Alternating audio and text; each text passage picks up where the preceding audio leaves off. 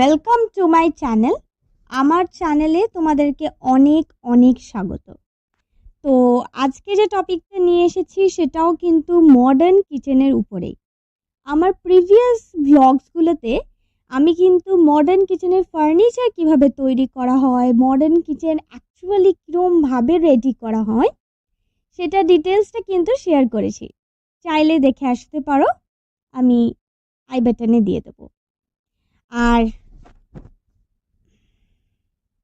এছাড়াও কিছু নতুন টপিক নিয়ে কিন্তু আমি এসেছি আজকে, সেটাও মডার্ন কিচেন রিলেটেড।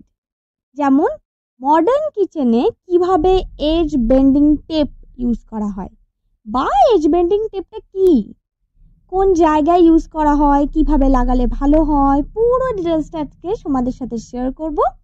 দেখতে থাকো, আশা করছি ভালো লাগবে।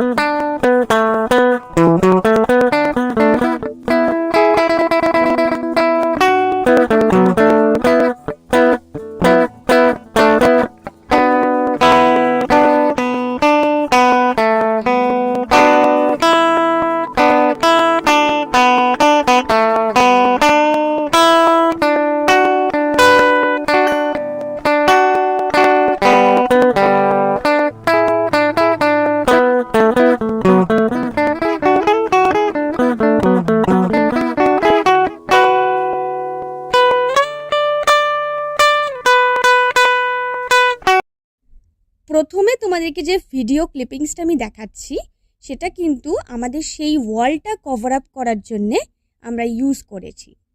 মানে আগের ভিডিওতে আমি বলেছিলাম যে আমরা কিন্তু মার্বেল শিট বা বলতে পারো মার্বেলের মতন দেখতে ল্যামিনেশন ইউজ করেছি, যেখানে যেখানে আমাদের ওয়ালটা খারাপ হয়ে গেছিলো।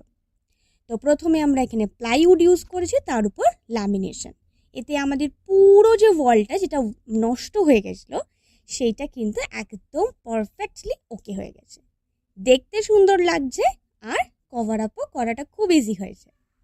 যারা জানো না যে আমার কিচেনটা ঠিক কেমন দেখতে ছিল, মানে কতটা নষ্ট হয়ে গেছিলো বা কতটা খারাপ হয়ে গেছিলো, কীরকম হয়েছিল, তারা চাইলে কিন্তু আমার ফার্স্ট যে ভিডিওটা সেটা কিন্তু দেখতে পারো। আমি ডেসক্রিপশনে দিয়ে দেবো, আর আশা করব তোমরা অবশ্যই দেখবে। এজ বেন্ডিং টেপ, এই এজ বেন্ডিং টেপটা কিন্তু ভীষণই একটা ইউজফুল জিনিস। যারাই বাড়িতে ফার্নিচার বানাবে ভাবছো বা হয়তো বানাচ্ছ, যদি আমার এই ভিডিওটা দেখো, আশা করছি কিছুটা হলেও তোমাদের হেল্প হবে। এজেসগুলো মানে যে কোনো ফার্নিচারের যে ধার বা পাশগুলো হয় সেগুলোতে কিন্তু ল্যামিনেশন বা সানমাইকা কিন্তু মোল্ড করা যায় না, সেই জায়গাগুলোকে কেটে কেটে আলাদাভাবে বসাতে হয়। চেষ্টা করব যদি কোনো আমি ছবি পাই সেটা অ্যাটাচ করে দেওয়ার।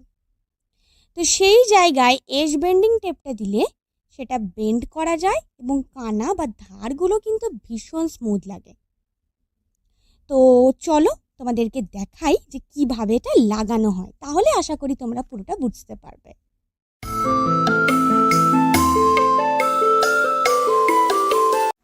থ্যাঙ্কস ফর ওয়াচিং, দেখা হবে অন্য কোনো ভ্লগে। Tata, bye bye.